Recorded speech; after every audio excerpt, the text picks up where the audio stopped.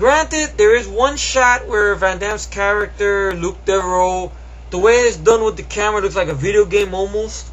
The way he charges the terrorists. I'll give that scene credit. Okay, that one scene. I like that scene. Me too. Okay, but that's not enough to make me give this movie a free pass. Now, Dolph Lundgren, okay, the character we love in this Universal Soldier movie, Andrew Scott, the clone is useless. They gave him nothing to do. I do not blame Dolph because, once again, Dolph was busy working on Expendables. He was busy finishing up principal photography, I guess, on Command Performance. Of course, starting work on Icarus. So he had a lot on his plate. He just came in there for a limited cameo, so he had little to work with. Dolph, I can excuse. He got the pass, Dolph. But for the character, I mean, that's not really his fault. They give him nothing to do. There is no, do you hear me? There is no, I'm busting heads. None of that. He's there. He has a face-to-face encounter with Luke Devereaux, Van Damme. It's something I want to tell you. Have we done this before? Okay, you have a practical fight, a little bit of technique, but there are scenes there where they go through walls where you see it's not Van Damme, it's not Dolph. It's basically a bunch of doubles running from one fucking wall to another. Yeah. What the fuck is so great about that? I don't get it. Me I neither. hate this movie. I hate it with a passion. Believe me, I do. And then there's a scene, okay, practical effect, little bit of credit, practical effect. A pipe goes through Dolph Lundgren's head. And then there's a scene there, he goes, I remember what I wanted to tell you, but do we hear it? No. Van Damme's character takes a shotgun, blows his head off. Now, what were the words he could have uttered? Let's see, Brother Matt, what could he utter? Could he have said, traitor? Could he have said, the war is over? Right? No, nothing. Just that's it. You cheat us on that. And then you have the whole sequence where the G.I. Joe Chanting guy gets into a stupid fist fight with the pit bull, which is very stupid. Thinking, oh, he could do martial arts moves, and he gets pwned because he's a fucking asshole being stupid to try to fight with that guy. You know? Even Van Damme's fight with the pit bull is nothing. It's lame. It's worse than him and Dolph's fight. And I even forgot how he killed him. How did he kill him? I don't even It's forget. Then I think he sees the two kids. They're safe. He looks at them and then runs away. And the character Luke Devereaux is depressing as hell. There is none of that I want to eat. There's none of that duck and cover. It's nothing. Nothing at all. That's why people say they like it because it's gritty and it's downbeat or it's fucking. The only person I think that did not share, he didn't go with the whole vibe or how everybody thought, because I went to his site and I seen the review. Cinema Snob. He actually said, really? He actually said, okay, it looks like there's money behind it, but I don't know the guy. He said he doesn't love the movie. He said it looks like it has money behind it. It's got a good look, but he said it doesn't have like the momentum. I think it was something that he used. It doesn't have that same fun as the first movie, which it was refreshing to hear that. You know, he said it looks like it has money. I mean, granted, I will admit it looks like it has money behind it, but no story, no direction, no writing. I mean, here's the thing, folks. You know, that's what it is. Success on this movie. Right from the beginning, Van Damme's in it for maybe 15 minutes at most. And he's the star.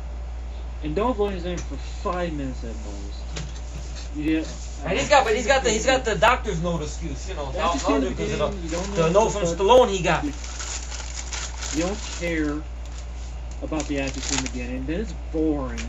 They just fiddle around on a fucking base, and then the terrorists actually fucking go on their word by paying the they got the ransom paid, and they actually listen. They do their word.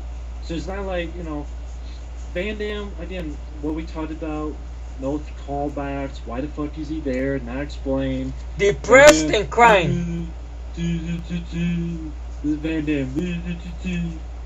That's if he was talking, but he doesn't talk. But he was talking to fucking depressed and shit, made me want to blow my own brains out.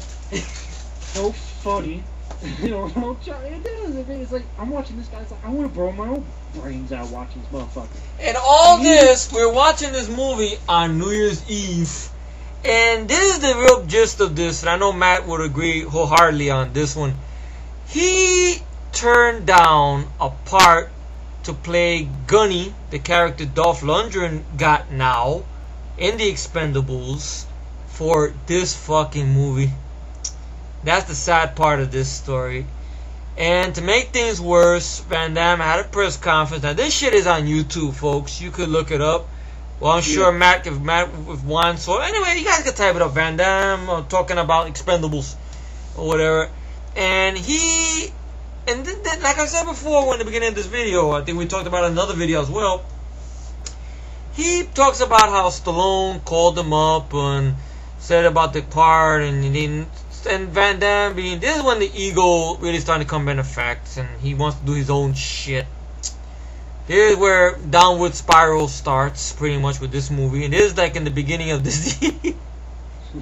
So I have no more hope for Van Damme after seeing this movie. And he talks about the whole thing about what's my character, and you know, but why? Come on, you're gonna make money, you're gonna be, but no, but come on, Sly, I can't work like that. What's my character? And then, what's my motivation? I mean, a good movie, not this shit. Exactly. I mean, look, weigh the chances of this. John Hyams, a new director. Maybe this is a shitty script. Maybe he thought he could try to get the fan base back, but I don't know how. There is a fan base, fine. We can't say nothing to change that. That's fine. But this movie did not go to theaters, folks. Expendables is going to theaters through Lionsgate, through Sylvester Stallone writing and directing. That's another thing. Stallone is a pro. He's been making big box office hits when Van Damme was just starting out doing breakdancing in fucking breaking. When Stallone was already making money. He's a pro, and he says stuff like, "But Sly, I love you. Come on." When I was coming up and I seen Rocky, I was me running down the street with the thing and everything like that. You know, I mean, then he hung me up, and that's all I hear about the Expendables. I mean, he's a smart guy, but I just want to know what my character was.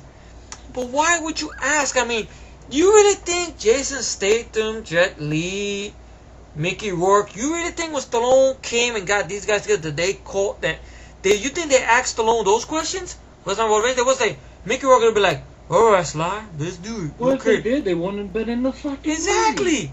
Some people say, but what about Seagull? Well, it wasn't Seagull's fault on that one because he has that. Fault. What? And it wasn't Stallone's fault. It wasn't Stallone's fault either. That's because of the people controlling Millennium Films. Seagull had a big falling out with them at the beginning of 2000 when his movies were being released through Millennium. And him and I think and R.V. Lerner had a big falling out. R.V. Lerner, I think, told Stallone, if he comes on, you're not going to get financed. So, out he went. I don't know what character Seagull was going to play, but it's not that bad because Seagull is going to have that tiny part in Machete with Danny Trejo, so that'd be interesting to see him there. But then it was another story. But this movie, Van Damme, to me, I know I hate to say this, I say it in shame. He really let me down. Wholehearted, especially me. I was the advocate trying to get the motivation. Once I seen the whole movie, there was nothing to defend anymore, to be honest. Even though you have practical fight, you got a cool little third act, but that's it. It's not enough to make me say it's a guilty pleasure. It's not enough to have it in my collection. You people love it, fine, so be it. But I am not changing my mind. Matt is not changing his mind, right, Matt? Are you? Okay, he's not changing his mind, but and that's it. My final thoughts on this, if I could say. Go ahead. No, I'm just talking to myself. Oh, cool. I hate talking about this movie. It's giving me a rash and right in my ass. Bad place to have it, right? Okay, seriously, folks.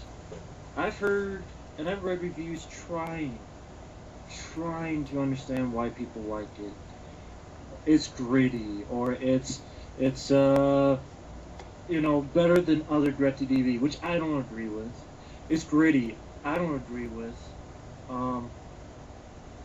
I see a boring movie, uninteresting characters, uninteresting villains, no recourse or revelation or response or callback to the first movie or Mhm. even the second movie. Exactly. Nothing at all. Just limited participation by the two people you're seeing the movie for, Yeah. and the characters are just lackluster. Van Damme looks like a zombie, he acts like a zombie, and how is that entertaining or fun or gritty or even remotely like the first movie? Mhm. It makes no logical sense. There's no link, there's no connection, it doesn't explain shit. Yeah. The ending is fucking stupid. Yeah. The new characters they bring in are uninteresting, unsympathetic, and Boring as shit. the pace is off. It has one cool fight, action scene. That's not enough for an entire fucking movie of boredom.